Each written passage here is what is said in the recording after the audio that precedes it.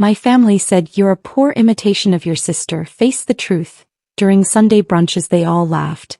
So I pushed my chair back calmly, stood up with dignity, and canceled the $50,000 medical debt I'd been secretly paying that was keeping Mom alive. Hey everyone. Stories like this mean something to you. Support us by subscribing. Say hi and tell us where you're watching from. Now let's get back into the story. The mimosa in my hand trembled as my sister Vanessa's laughter cut through the restaurant's gentle jazz music. I stared at the expensive brunch spread before me. Eggs Benedict, Belgian waffles, fresh fruit. All of it suddenly tasting like ash in my mouth.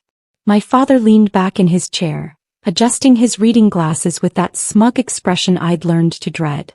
I'm just saying what everyone's thinking, Mariah, he said, dabbing his mouth with the linen napkin. You've always been the knockoff version. Vanessa's the original, successful, beautiful, everything you try to be but can't quite manage. My younger brother, Derek, snorted into his orange juice.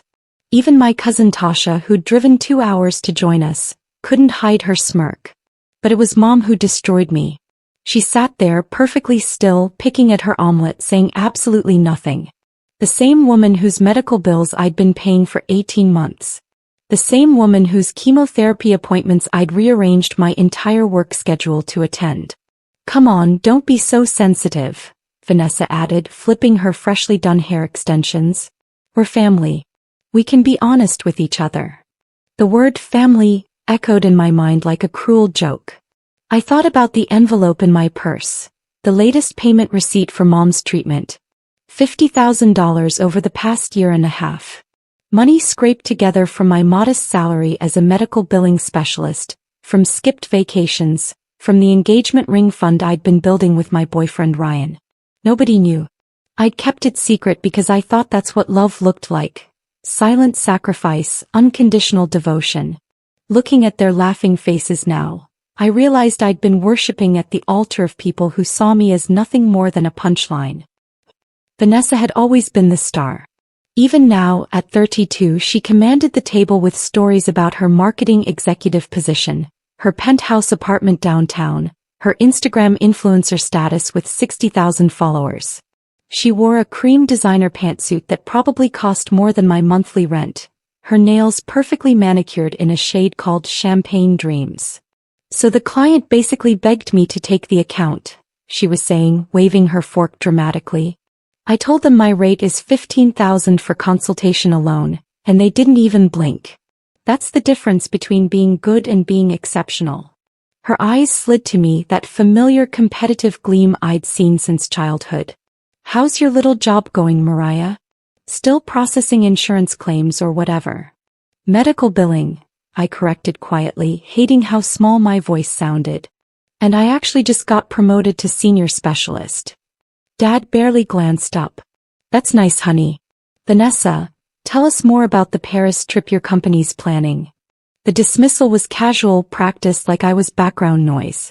I watched Vanessa launch into another self-congratulatory story, watched my parents hang on every word, watched Derek scroll through his phone pretending to listen but clearly more invested in her success than anything I'd ever accomplished. What they didn't know was that Vanessa's perfect life was built on quicksand. Last month she called me crying at 2 a.m., drunk and desperate, confessing she'd been fired for falsifying client reports. The penthouse. Subsidized by a married man 20 years her senior. The designer clothes. Credit card debt approaching $40,000. I'd held her secrets because that's what sisters do. I'd even lent her $3,000 to cover rent, money she'd promised to repay within weeks. That was 4 months ago. Now she sat there, golden and glowing, while they compared me to her like I was a defective product someone should have returned for a refund. Mom finally spoke, her voice weak but clear. Mariah, darling, you know we love you. But you have to understand, comparison isn't criticism. It's motivation. I stared at her, this woman I'd been keeping alive. The radiation had thinned her hair, but she'd gotten it professionally styled anyway, maintaining appearances even while her body betrayed her. Stage 3 breast cancer, the doctors had said. Treatable but expensive even with insurance.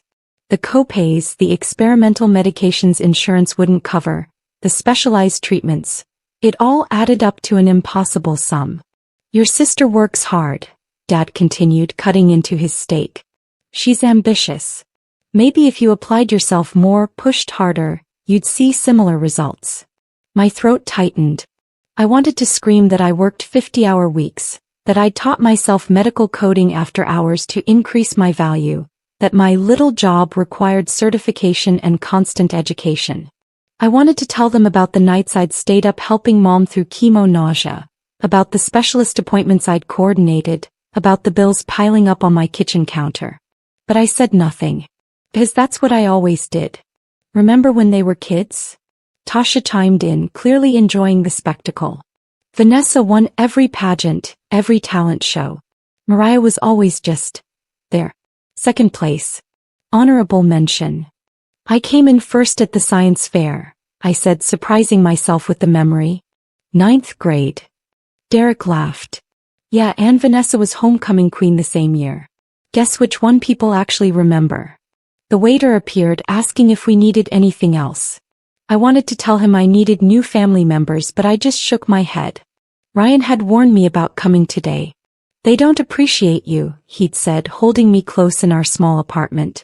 You don't owe them your presence, let alone your peace. But I'd come anyway, hoping somehow today would be different. Hoping they'd see me. Really see me.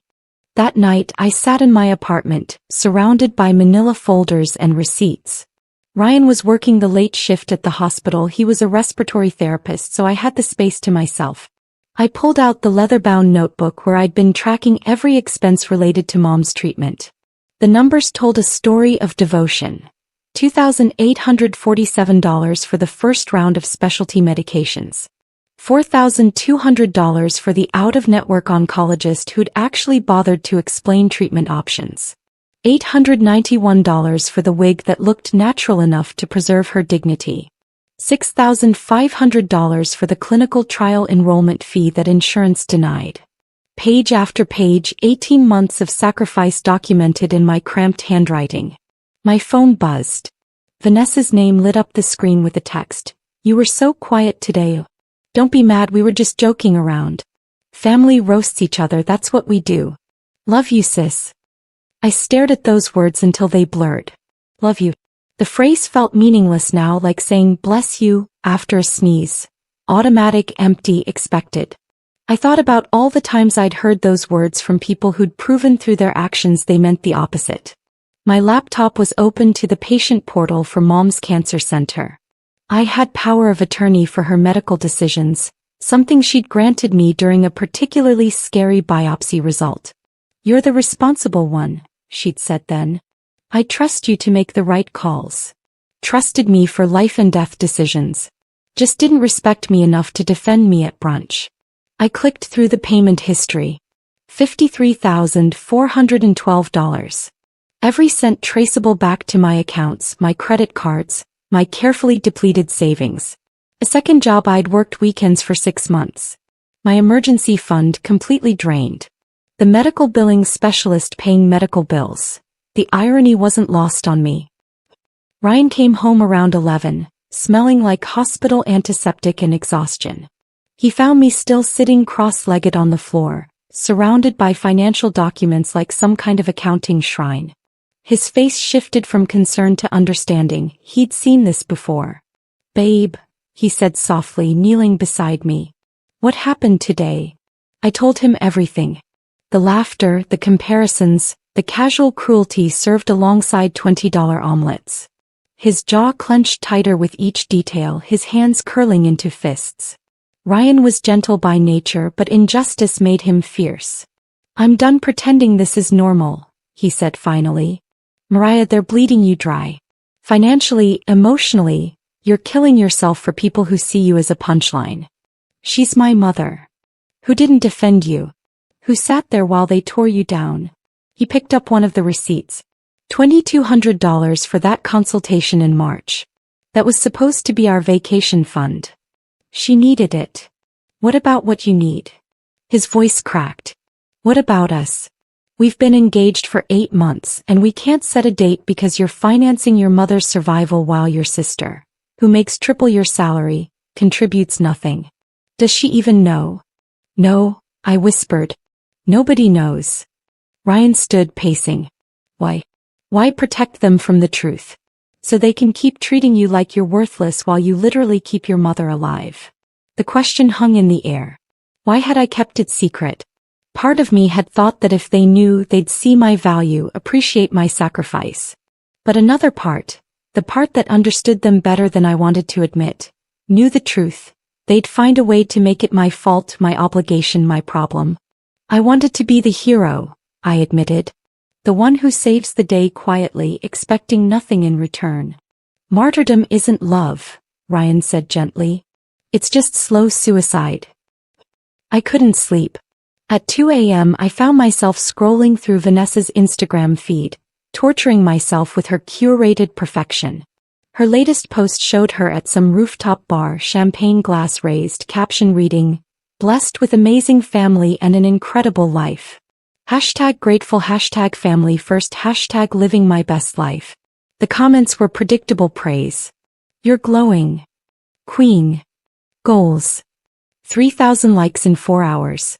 I recognized several family members in the comments, including Mom, my beautiful girl, with 5 heart emojis. I clicked to my own profile.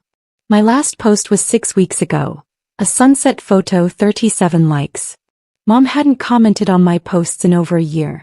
Then I did something petty, something small and human. I looked up Vanessa's financial situation through my work system. As a medical billing specialist with clearance, I could access patient accounts. Vanessa had been to the emergency room twice in the past 3 months. Once for anxiety attack, probably a panic attack about her crumbling lies. Once for acute alcohol intoxication. Both visits billed to Mom and Dad's insurance as a dependent, even though Vanessa was 32 and claimed to have her own coverage. My phone rang. Unknown number. I almost didn't answer, but something made me pick up. "Miss Harris." An official-sounding voice. "This is Patricia from Weston Cancer Center's billing department. I'm calling about the outstanding balance on Virginia Harris's account. We've noticed irregular payment patterns and we need to verify the authorization for the credit card on file." My stomach dropped. "What's wrong?" "The card was declined for this month's treatment payment. $4,800. We've attempted to process it 3 times. Without payment, we'll need to reschedule her next chemotherapy session." The card. My credit card, maxed out after I'd covered Vanessa's loan and last month's emergency medication run. I'd meant to pay it down before the automatic charge hit. "I'll handle it," I said, my voice mechanical. "Don't cancel anything." Sunday morning, I showed up at my parents' house unannounced. Mom was in the garden, wearing the expensive sun hat I'd bought her to protect her sensitive scalp. Dad was reading the newspaper on the porch, Vanessa's car already in the driveway. Of course she was there, probably for free meals and laundry services. "Mariah." Mom looked surprised but pleased. "What brings you by, honey? You should have called first." I held up the notice from the cancer center, my hand surprisingly steady. "We need to talk about your medical bills." Something flickered in her eyes. "Oh, that's all taken care of. Your father and I have been managing it." "Really?" Kept my voice even. "Because the cancer center called me Friday night. My credit card was declined. The one that's been paying for your treatments for 18 months. The newspaper lowered. Dad stood up, his expression shifting from confused to irritated. "What are you talking about? We have insurance. Insurance that covers 60%. I've been covering the rest. $53,412, to be exact." Vanessa appeared in the doorway, coffee mug in hand, wearing one of Mom's robes. "Wait, what? You've been paying Mom's medical bills. Every copay. Every specialist visit. The clinical trial. The medications insurance denied. Everything." Mom's face went pale beneath her makeup. "Mariah, I didn't ask you to do that." "No, you didn't ask. I just did it because I love you. Because family takes care of each other. That's what I thought anyway." Dad cleared his throat. "Well, if you were struggling financially, you should have said something. We would have." "Would have what?" I interrupted, something breaking loose inside me. "Would have appreciated it. Would have defended me when everyone spent Sunday brunch laughing about what a disappointment I am compared to Vanessa. The silence was deafening. That was just family teasing, Vanessa said weakly. Family. I laughed and it sounded wrong, bitter. You mean the family where I work overtime to keep mom alive while you pretend to have your life together? The family where nobody notices I sacrifice everything while you all worship at the altar of Vanessa's fake success. My success isn't fake, Vanessa snapped, but her voice lacked its usual confidence. Really? Want to tell mom and dad about getting fired 3 months ago? About the married boyfriend paying your rent? About the $40,000 in credit card debt you're drowning in? I turned to my parents. Your golden child is broke and unemployed, but I'm the poor imitation? Mom sat down heavily on the porch steps. Vanessa, is this true? Mariah's exaggerating, Vanessa tried, but I could see her crumbling. I had a setback, that's all. I'm consulting independently now. You're lying, I said flatly. Just like you lied about repaying the $3,000 I lent you. Just like you lie about everything to maintain this perfect image while I'm the punchline of every family gathering. Dad's face hardened. Mariah, this isn't appropriate. We don't air dirty laundry like this. Why not? You had no problem airing mine at brunch. Poor Mariah, always second place, such a disappointment compared to brilliant Vanessa. You said that in front of the whole family, Dad. You said I was a knockoff version of my sister. I didn't mean. You meant every word. I pulled out my phone, showing them the spreadsheet I'd created. Here's what the knockoff has been doing while the original was falling apart. Keeping our mother alive. 18 months of payments. I missed my best friend's wedding because I couldn't afford the plane ticket after paying for mom's port installation. Ryan and I can't set a wedding date because my savings are gone. I drive a car with 200,000 miles because I can't afford the repair on the transmission. Also, mom could survive. Tears ran down mom's face, but I couldn't stop now. The dam had broken. And you know the worst part? I didn't even want credit. I just wanted you to see me. To respect me. To defend me when they laughed. Ryan had asked me what I needed. Standing on that porch, watching my mother cry and my father sputter and my sister shrink, I finally knew the answer. I needed to save myself. I'm done, I said quietly. I'm canceling all the automatic payments. Your next treatment, Mom? You'll have to figure it out yourself. Mom's head snapped up. Mariah, you can't. I need those treatments. You needed them for 18 months while I quietly destroyed my financial future. Now you need them while knowing exactly what they cost me. Different situation entirely. You're being cruel, Dad said. Your mother has cancer. And I have limits. I looked at each of them. I've been setting myself on fire to keep you warm, and you used the light to mock my shadow. I'm not doing it anymore. Vanessa found her voice. So what, you're just going to let Mom die because your feelings are hurt? The accusation hit like I knew it would, designed to make me the villain. But I'd learned something these past few days. Sometimes the person who stops accepting abuse gets blamed for the abuse they endured. No, Vanessa. I'm going to let her successful, well-off family take care of her. You know, the daughter with the penthouse and the big career? Surely she can contribute. Or Dad with his retirement accounts. Or any of the relatives who laughed at me while I was sacrificing everything. We didn't know, Mom whispered. You didn't ask. You didn't notice. You didn't care enough to wonder how your disappointing daughter was making ends meet. I turned to leave, then stopped. The cancer center has all the records.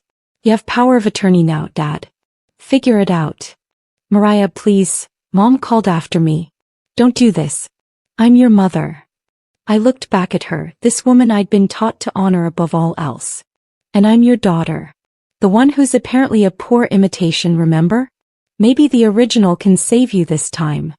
I walked to my car, ignoring their voices calling after me. The next 3 days were hell. My phone exploded with messages. Dad demanded I stop being dramatic and think about my mother. Aunts and uncles who'd never cared about me before suddenly had strong opinions about my obligations. Cousins crawled out of the woodwork to tell me I was selfish, cruel, ungrateful. Vanessa sent a novel-length text about family loyalty and Christian values, conveniently forgetting her married boyfriend and falsified work reports. Mom could die because of your pride, she wrote. How will you live with yourself? The irony was almost funny. Almost. Ryan held me through the panic attacks, the guilt, the moments when I almost caved. You're not responsible for their dysfunction, he kept saying. You're responsible for your own survival. On Wednesday, Vanessa showed up at my apartment. She looked terrible, hair unwashed, no makeup, wearing sweatpants. The golden child tarnished. They're freaking out, she said, pushing past me into the living room. Mom's next treatment is in 10 days and they don't have $4,000. Dad's been calling around trying to get loans. Loans he could have been taking all along, I pointed out. You're really going to let her suffer? I'm really going to let you all figure out what I've been handling alone for 18 months. I crossed my arms. Where's your contribution, Vanessa? You're the successful one, remember? She looked away. I'm in a tough spot right now. You've been in a tough spot for months. I lent you $3,000 you never repaid. I kept your secrets. I supported you while you put me down at every opportunity. I felt eerily calm. I'm tired of being your emotional punching bag while I finance Mom's survival. So you're just done? With all of us? I'm done being used. There's a difference. He sat on my couch, head in hands. I'm sorry. For what I said at brunch, for everything. I was showing off and you were an easy target. That doesn't make it right. Vanessa's apology felt hollow, performative. Are you sorry or are you scared you'll have to actually contribute? I asked. She flinched. Both. Can it be both? At least she was honest. What do you want from me, Vanessa? I don't know. She looked up, mascara stained and desperate. Tell me how to fix this. Tell me what you need to hear. I needed you to see me. For years, I needed any of you to see that I was drowning while keeping everyone else afloat. But you were too busy comparing me to your highlight reel to notice I was bleeding out. I see you now, she whispered. Too late. The words came out softer than I intended. That's the thing about breaking, Vanessa. You don't get to decide when someone's had enough.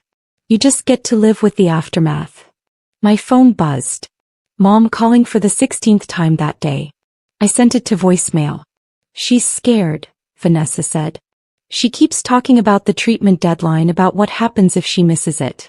Dad's been checking their retirement accounts, but pulling money out early comes with huge penalties. They should have thought about that before spending Sunday brunch destroying what was left of my self-worth. It was one meal, Mariah. It was every meal. Every holiday. Every family gathering where I was the punchline while you were the punchline's more successful sister. I felt tears coming but held them back. It was 30 years of being second choice, backup plan, the daughter they tolerated while celebrating you. Vanessa stood angry now. You want me to apologize for being successful?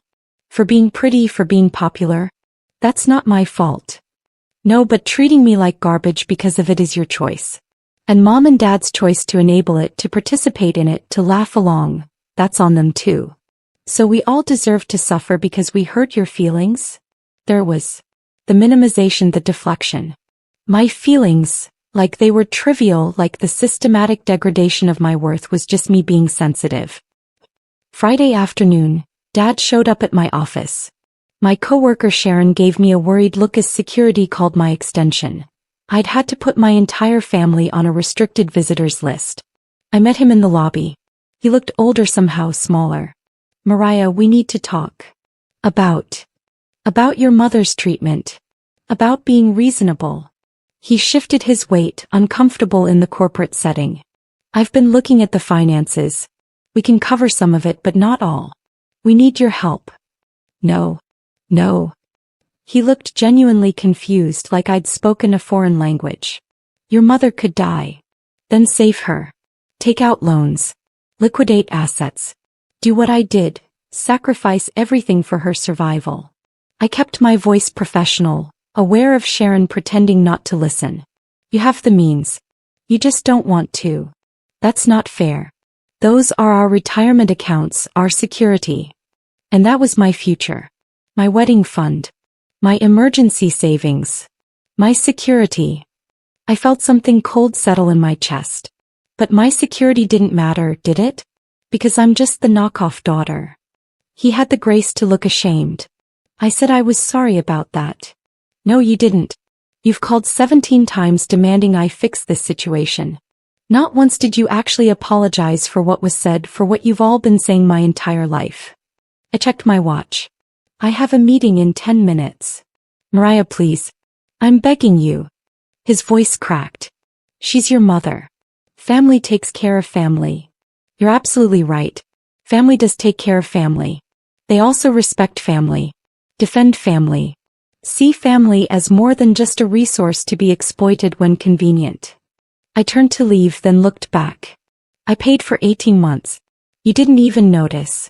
Maybe that tells you something about how much my care actually meant. I walked away from my father standing in the lobby, and something in me that had been holding on finally let go. 3 months later, I sat in Dr. Walker's office. My therapist, another expense I was finally prioritizing. How are you feeling about your decision? She asked. Guilty, I admitted. Every single day. Mom's cancer progressed because they waited 2 weeks to figure out the payment situation. She's stable now, but weaker. They found the money? Vanessa finally sold her car and moved back home. Dad took a loan against his 401k. Mom's sister contributed some. They figured it out without me, just like I said they would. I twisted my engagement ring. Ryan and I had set a date finally, small ceremony, just us and close friends. But she's different now. Tired. And I wonder if that's on me. Dr. Walker leaned forward. Let me ask you something, Mariah. If you'd continued paying, continued sacrificing while they diminished you, would your mother be healthier? Maybe. Probably. The stress of the delay affected her recovery. And would you be healthier? The question sat between us. I thought about the panic attacks that had stopped. The resentment that had been poisoning me from the inside. The relationship with Ryan that was finally thriving now that I wasn't choosing my family's comfort over our future.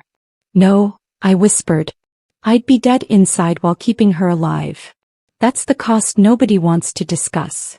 She made a note. You're grieving, Mariah. Grieving the family you deserved but never had. That grief is valid.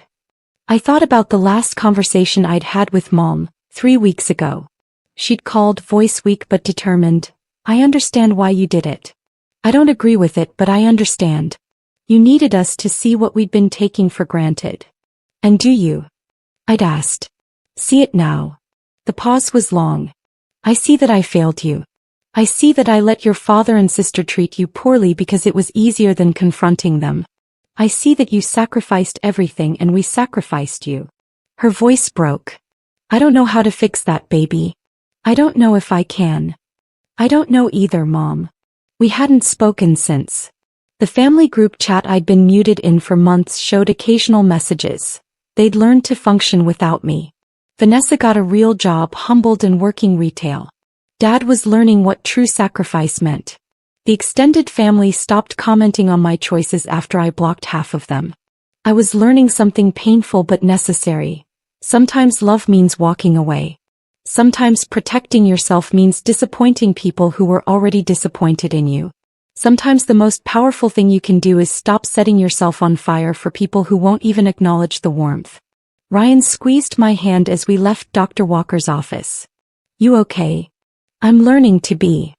I looked up at him, this man who'd seen me at my worst and loved me anyway. I chose myself. That has to count for something.